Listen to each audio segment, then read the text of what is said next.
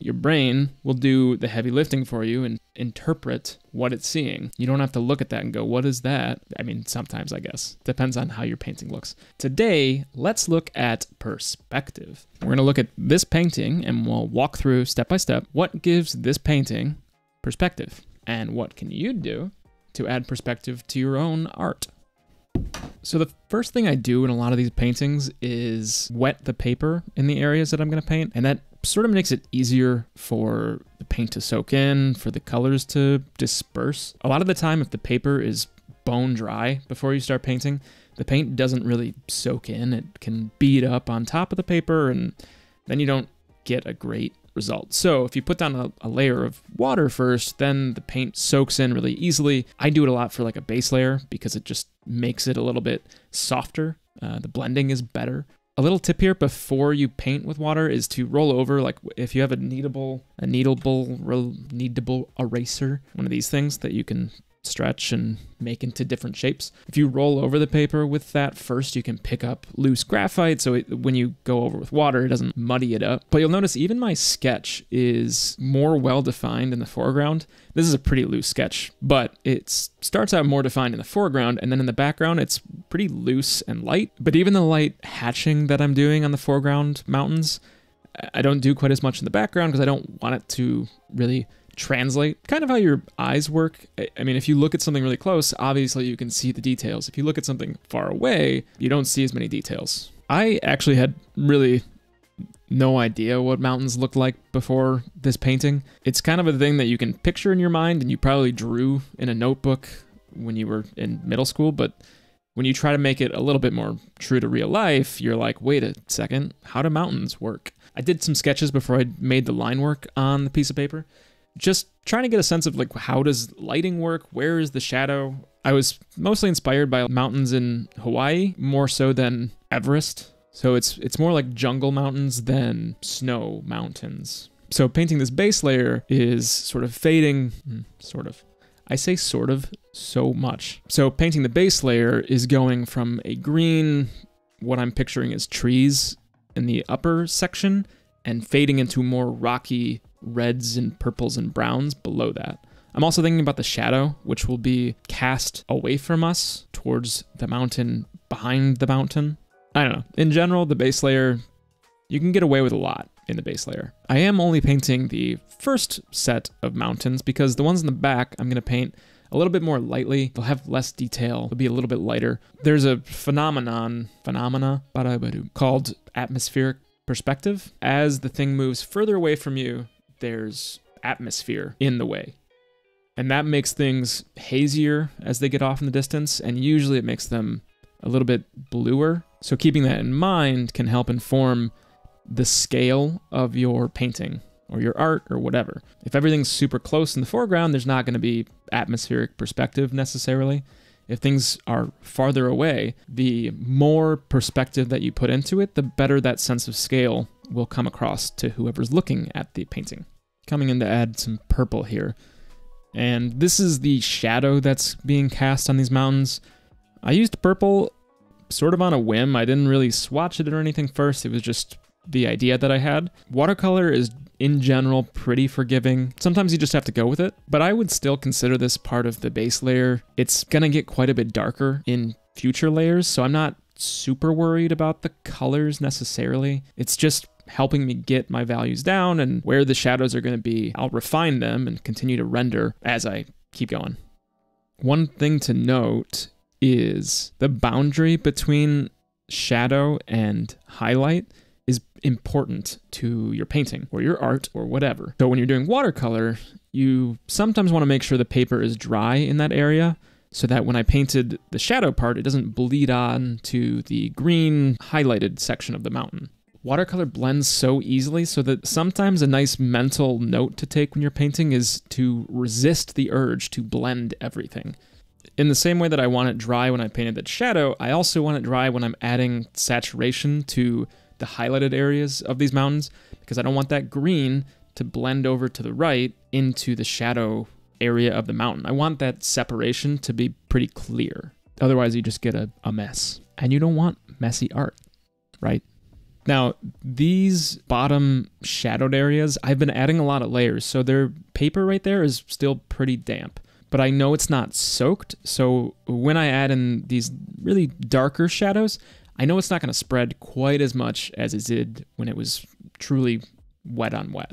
Water control, like Avatar, is really important. You want to have a good sense of how wet the paper is while you're painting. If you look from an angle, you can tell how shiny it is, and that can help you determine how wet the paper is. I think you have to paint with the same paper for a while to get a sense of how long does it stay wet, how fast does it dry, how quickly does paint spread on that paper. That can all change just on the paper type you're using, the brand you're using, the cold press versus hot pressed. I don't use hot pressed. I don't like it. Okay, we're moving on to the ocean section. I'm painting with clean water over this whole area, making sure that I keep the base of the mountains dry so that, again, this blue doesn't bleed into the mountains as well. Just kind of brush it over, and then I go over a few more times with the brush, just making sure that the paper is evenly wet and that when I start painting, it'll spread pretty evenly. Use a light or paint next to a window and look from an angle. And if you can see it shining, then you can tell if there's dry spots. And if they're dry, add more water. But you don't want there to be puddles. Puddles will be weird. So just damp. When you paint the ocean, there's two main things that I'm thinking about here. First is the depth of the water in that area, which is going to tell me the color, basically. And the second is that same atmospheric perspective. Deep water is going to be darker, bluer, and the further it gets away, the less vibrant that will get. Same as the mountains. I'm going to use consistent colors across the base of the water, but I'm going to save really deep and dark blues and even maybe purples or something for the water that's very close to me.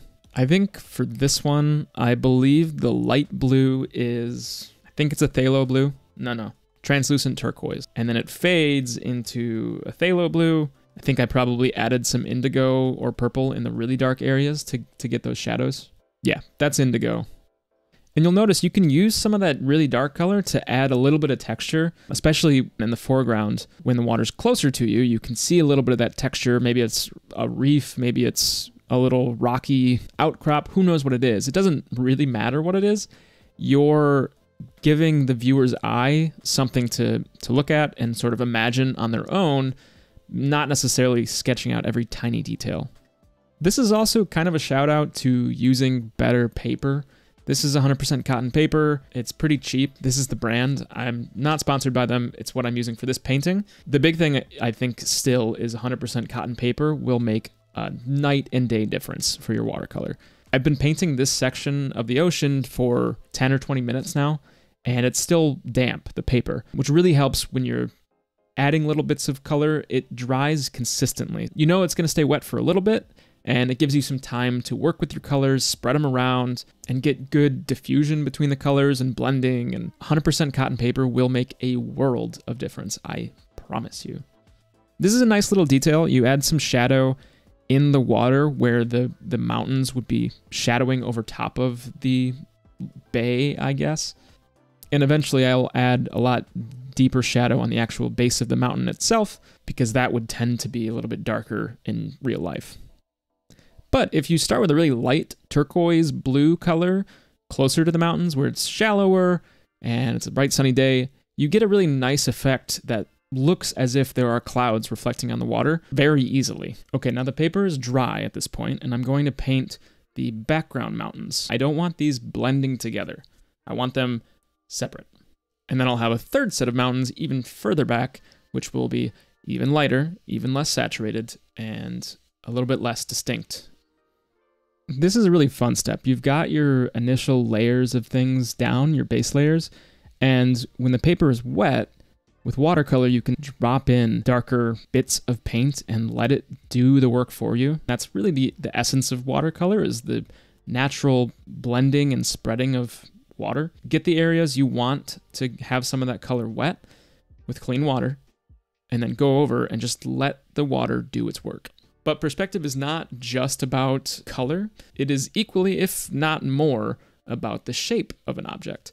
And there are a lot of different ways to approach that. If something is really close, if you're painting a landscape that's very close to you, you're painting a still life, for example, your perspective is going to look a little bit different. But oftentimes, if you just paint something with no perspective, it can end up looking a little bit flat and not super interesting.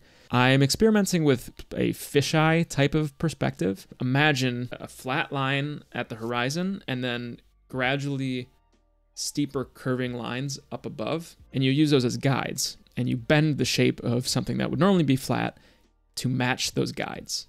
I like to draw the outline of the clouds and paint around. I know there's this technique that works really well, dabbing with a paper towel to pick up wet paint and leave a white spot. I like to work on the clouds separately. Another little tip here, I use a different blue for the sky than I do for the ocean. The ocean is phthalo blue, again, maybe some indigo in the darker areas. The sky it's probably like an ultramarine blue, more generally speaking, but it's a different blue than the ocean. Our ideas about color changing with distance and perspective are still true for the sky. You can think of the top of the paper as being closest to you, the viewer, and the horizon line being the farthest thing away from you. The sky is going to be much more vibrant and saturated blue up here, and then as it fades into the background, it's going to lose that saturation. It's going to be a little bit lighter, airier, less saturated.